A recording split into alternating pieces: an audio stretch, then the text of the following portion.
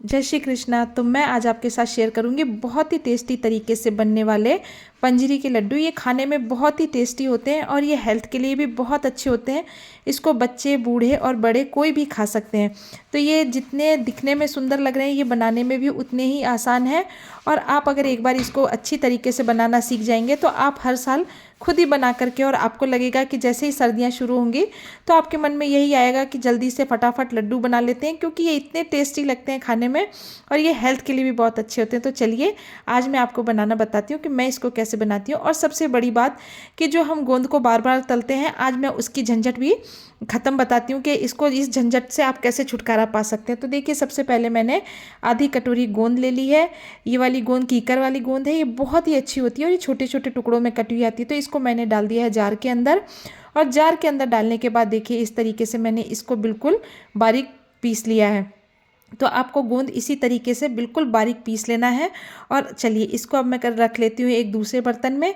तो मैंने इसको जार में से निकाल करके और इस तरीके से दूसरे बर्तन में खाली कर दिया है और फटाफट से चढ़ा दी है कढ़ाई।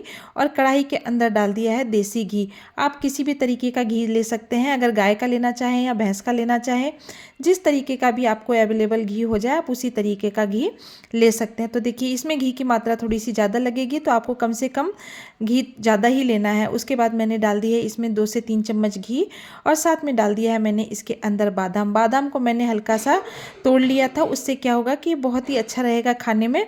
तो इस तरीके से मैंने इसको थोड़ा थोड़ा दरदरा कूट लिया था और इसको बहुत ही अच्छी तरीके से, आपको फ्लेम को बिल्कुल लो रखना है। आपको फ्लेम को मीडियम भी नहीं रखना है, हाई भी नहीं रखना है, क्योंकि ड्राई फ्रूट्स जब रोस्ट होते हैं तो ये बिल्कुल लो फ्लेम पर ही आपको इनको रोस्ट करने होते हैं, क्योंकि फटाफट से जल जाते हैं। और उसी के बाद मैंने डाल दिया था इसमें काजू को डाल दिया। काजू को भी मैंने बहुत ही अच्छी तरीके से दरदरा कूट लिया था। तो हमको इसी तरीके से इस वाले लड्डू में इसको दरदरा ही कूटना है, क्योंकि लड्डू बहुत तरीके के होते हैं। तो सब तरीके के लड्डू में अलग अलग तरीके से ड्राई फ्रूट डाले जाते हैं, कुछ में साबुत डलते हैं, कुछ में इस तरीके से कूट करके डलते हैं। तो मैंने इनको इस तरीके से दरदरा कूट लिया है। इससे क्या होती है कि जो ज़्यादा उम्र के लोग होते हैं उनको खाने में सुविधा होती है। और उसके बाद मैंने डाल दिए थे इसके अंदर पंपकिन सीड। तो पंपकिन सीड भी मैंने आधा कटोरी ले लिया है, यानी मैंने 100 ग्राम मैंने काजू लिए थे, 100 ग्राम बादाम लिए थे और 50 ग्राम मैंने पंपकिन सीड ले लिए हैं। तो आप इसी तरीके से इसको भी इसी के अंदर डाल करके और बहुत ही अच्छी तरीके से आपको इसको भी भून लेना है। और उसके बाद मैं इसमें डालूंगी सनफ्लावर सीड्स। तो ये सनफ्लावर जो भी मैं इसमें सीड्स डाल रही हूँ, ये हेल्थ के लिए बहुत ही अच्छे होते हैं। और इनके गुणों के बारे में तो आप जानते ही होंगे कि पंपकिन सीड भी बहुत अच्छे होते हैं, ये हमारे डाइजेशन के लिए बहुत अच्छे होते हैं। सनफ्लावर सीड्स हैं, ये हमारे वेट को कंट्रोल करते हैं। बादाम है, ये हमारी आँखों और बालों के लिए बहुत अच्छा होता है। काजू शुगर को कंट्रोल करता है। और उसके बाद मैंने कद्दूकस किया हुआ इसमें आधा नारियल डाल दिया है। मैंने एक गोला नारियल का लिया था, मैंने उसको अच्छी तरीके से कद्दूकस किया है। और उसके बाद मैंने सारी चीज़ों को रोस्ट करके कर लिया है साइड में। और फटाफट से मैंने वापस चढ़ा दिया है कढ़ाई में घी और उसमें डाल दूंगी मैं आधा कटोरी बेसन। तो सबसे पहले हमको इसमें डाल करके बेसन को बहुत ही अच्छी तरीके से कम 4 या 5 मिनट तक, आपको देखिए घी की मात्रा आपको थोड़ी सी ज़्यादा रखनी है। तो इस तरीके से आपको इसमें बेसन डाल करके और अच्छी तरीके से इसको कम 4 से 5 मिनट तक बहुत अच्छी तरीके से भून लेना है। और फ्लेम को बिल्कुल लो फ्लेम पर रखना है, फ्लेम को आपको ज़्यादा हाई बिल्कुल नहीं रखना है। और देखिए इसी तरीके से अब मैं आपको बताऊंगी कि हमको इसके अंदर क्या करना है। जब ये अच्छी तरीके से इसके अंदर झाग उठने लग जाए, उसके बाद जो ये मैंने गोंद पीसी थी इसको हमको इसके अंदर डाल देना है। तो आप इसी तरीके से धीरे धीरे चलाते चलाते हुए गोंद को इसके अंदर डाल दें। तो क्या होगा कि ये घी और बेसन दोनों बहुत गर्म है, तो हम गोंद डालेंगे तो इसमें तो ये बहुत अच्छी तरीके से सिक जाएगी। तो अब हमको पहले गोंद को बिल्कुल भी तलने का और कूटने का झंझट ख़त्म हो गया है। और इसी तरीके से और फिर 5 मिनट बाद मैंने इसके अंदर ऐड कर दिया है 2 कटोरी मैंने आटा लिया है। तो मैं आज आटे, बेसन और गोंद तीनों को मिक्स करके बनाऊंगी। तो देखिए इस तरीके से मुझे घी थोड़ा कम लग रहा था, तो हमको बीच बीच में इसमें घी डालते हुए आपको अच्छी तरीके से, और इसकी जितनी अच्छी सिकाई होएगी गेहूं के आटे की, उतने ही लड्डू टेस्टी बनेंगे। आपको इसको बिल्कुल भी जल्दबाजी नहीं करनी है।